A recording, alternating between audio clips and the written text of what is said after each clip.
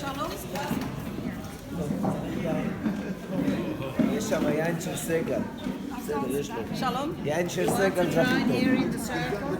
צריך כוסות. You live in Stott, right? You live in Stott? Yes. יש מיקרופון. That was the one thing that was left out of the plan. אבא, can you pass them out? There's no name on it. Say something now, Wedd. צריך, לא שומעים אותך בכלל. I didn't know if I was dancing here. It's nice to dance with you again. Okay, you see, more adventures coming around. Whatever needs or wants. Kevin and Shalom. What? She's calling us. So I just want to say that I was thinking during the chuppah that we say that everyone is a stone in the holy, every couple is a stone in the holy Beit HaMikdash. So I was thinking, every couple, whenever we get married, why is it a stone in the holy Beit HaMikdash? Because really it gives, hope for love in the world. Whenever we see a couple getting married, it really gives hope for unity and love and acceptance of different people because, everybody's different and they're still getting married, right? And just, in our world, it takes a lot of courage to get married. And it takes even more courage stay married. to stay married. And it takes even more courage. I mean, when you're young and foolish, it's maybe easier, right? But when you're, the more you've experienced in life, and the more you see the world in a more realistic life, and less romantic eyes, right? And more realistic eyes, and less romantic eyes, the more courage and it takes. And I just bless you, looking at you just gives so much, godliness in the world and so much reassurance and love in the world. And I just bless you that forever and ever, whoever will look at you will be like, yeah, I can find love again. And we can make it too. And I bless you to always look at each other and see the beauty in each other. And be the one who holds on the other, whenever we have a bad day. And I just bless you everything. Parnasa and Simcha and numbers for each other and for your grandmothers and everything, everybody, and all your friends. And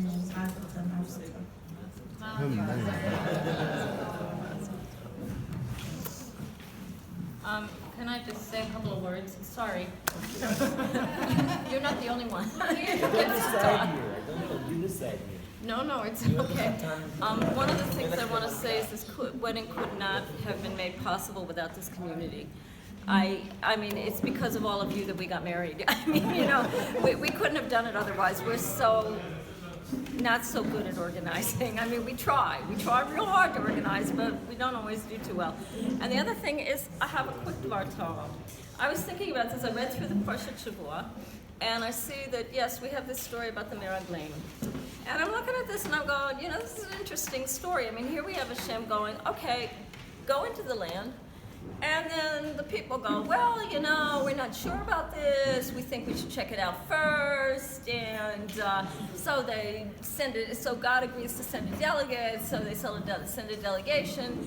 And one person comes back going, hey, it's great. They've got great fruit, great vegetables. And there's this there are a few, different tribes that we have to conquer, but, no problem. And the rest of the ones come back going, oi, there are a lot of giants over there. There might be nice grapes, but we don't know what we're going to do about these giants, and we might lose. In fact, we probably will lose. Well, I was thinking about this, and I'm going, this sounds a lot like marriage. We're thinking about getting married. There's this perspective. Some people jump in and go, yeah, it's going to be great, and they just go charging off.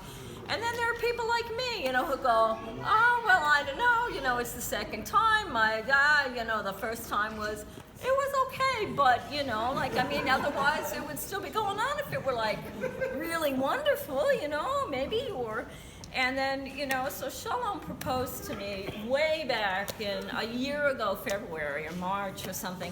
And I kept going, no. And every month he would bring it up. And I go, no. I really don't think we should do this. No.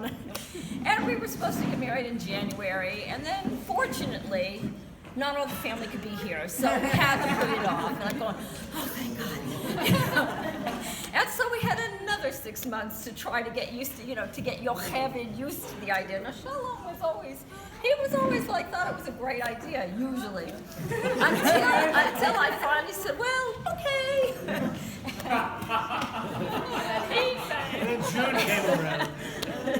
And then June came around. And yeah, we started planning, and if it hadn't been for you guys, we wouldn't have had any food. Because when we started cooking, he goes, no, you're making too much, So here we are, thank you. I cannot thank this community enough for the warmth and the love that we've seen today. And, we should only be so lucky to continue it in our own relationship together and be a reflection of what we see in the greater Tzfat community. And thank you very much.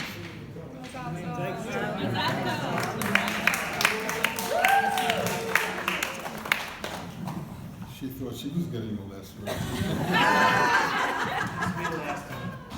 But the thank you was really... Last time. Oh, right, okay. The thank you is really not just from the bottom of the heart, but from all the heart. One of the things that's so special about Tzfat is love. And it happens all the time. All of us here are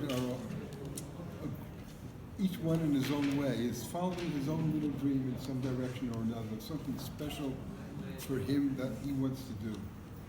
It's him, it's an expression of himself, whether it's writing or playing music or writing plays or making craft beer, right? It's a little dream that people have.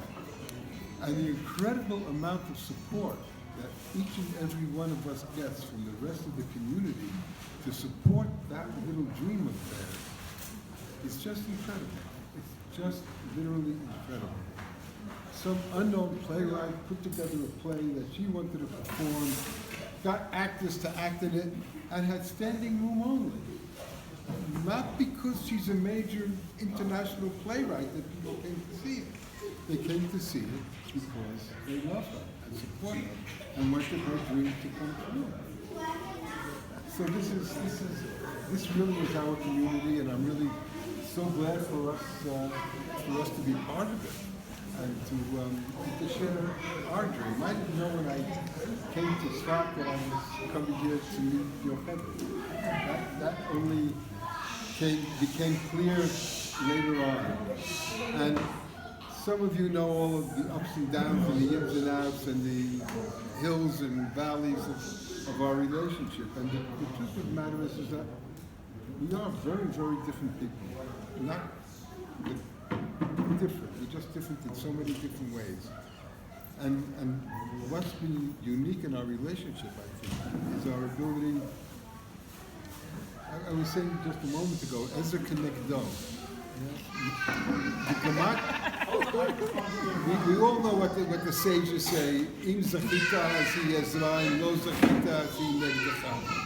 But the truth of the matter is that there's a third meaning, I think, and that's the gematria of neged is 57, which is the same gematria of zan, of nourishment, of nourishing. Zan is nourish. Zan means to nourish.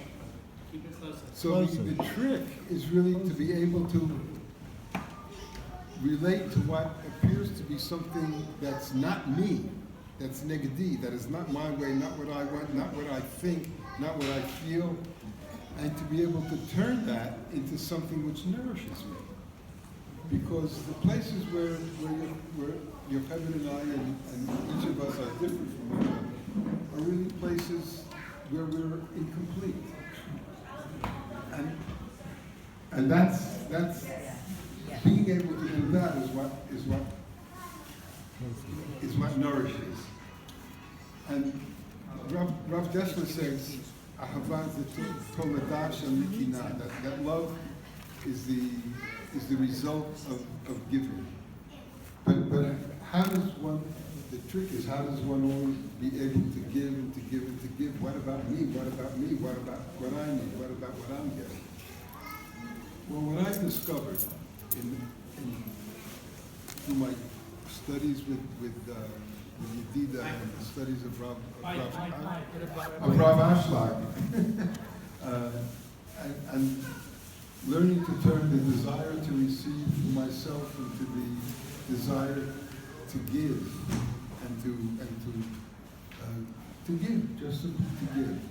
And to be able to do that, I found for myself that I really needed to be able to know what exactly is important to Yocheved. To be able to hear beyond the words, beyond the anger, beyond the disagreements, to what is really important.